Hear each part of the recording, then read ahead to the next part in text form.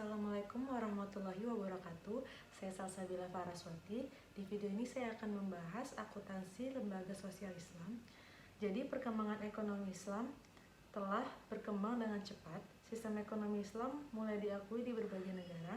Sistem ekonomi yang menerapkan nilai-nilai syariah dalam konsep maupun prakteknya selama beberapa tahun terakhir mampu menunjukkan dampak positif bagi perekonomian di berbagai negara. Kemudian ada pengertian lembaga sosial, yaitu seperangkat norma atau aturan tata cara yang mengatur perilaku dalam kehidupan bermasyarakat. Seperangkat norma dibentuk oleh masyarakat sendiri sehingga dapat terjaga dan diubah tergantung kebutuhan masyarakat itu sendiri. Kemudian ada macam-macam lembaga sosial. Yang pertama ada lembaga agama, lembaga pendidikan, lembaga politik, lembaga ekonomi, dan lembaga keluarga. Yang pertama itu lembaga agama. Agama adalah suatu sistem yang terpadu yang terdiri atas kepercayaan dan praktik yang berhubungan dengan hal suci. Kemudian ada lembaga keluarga, kesatuan terkecil dalam masyarakat yang anggotanya terikat secara batiniah dan hukum karena pertalian darah atau pertalian perkawinan. Kemudian ada lembaga pendidikan. Pendidikan adalah usaha sadar untuk menyiapkan peserta didik melalui kegiatan bimbingan, pengajaran, dan atau latihan bagi peranannya pada masa yang akan datang. Kemudian ada lembaga politik. Politik adalah keseluruhan tata nilai dan norma yang berkaitan dengan kekuasaan. Kemudian ada lembaga ekonomi. Lembaga ekonomi mulai muncul ketika orang mulai membutuhkan produk dari masyarakat atau orang lain yang menyangkut barang-barang kebutuhan pokok. Kemudian ada dana sosial. Yang pertama itu ada zakat.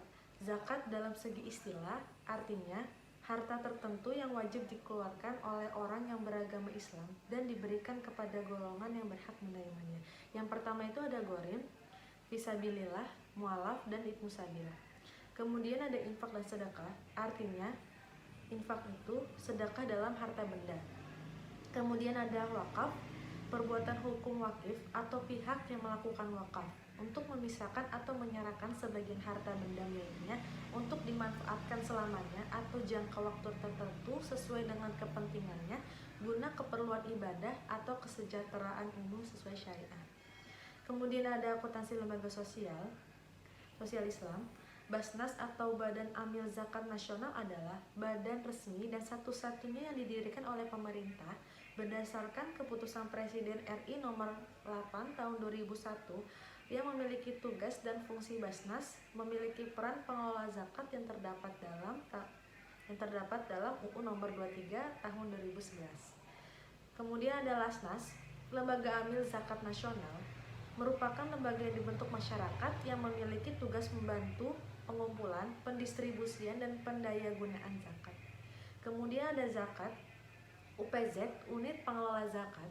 Menurut UU nomor 23 tahun 2011, UPZ adalah satuan organisasi yang dibentuk oleh Basnas untuk membantu pengumpulan zakat.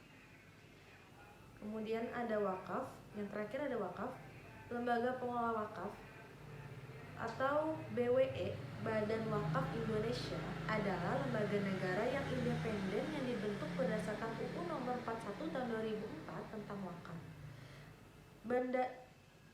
Badan ini dibentuk dalam rangka mengembangkan dan memajukan perwakafan di Indonesia.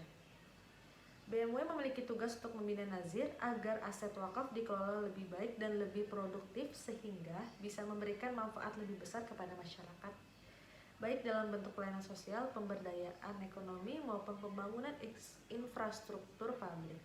Cukup sekian dari saya, kurang lebihnya mohon maaf. Wassalamualaikum warahmatullahi wabarakatuh.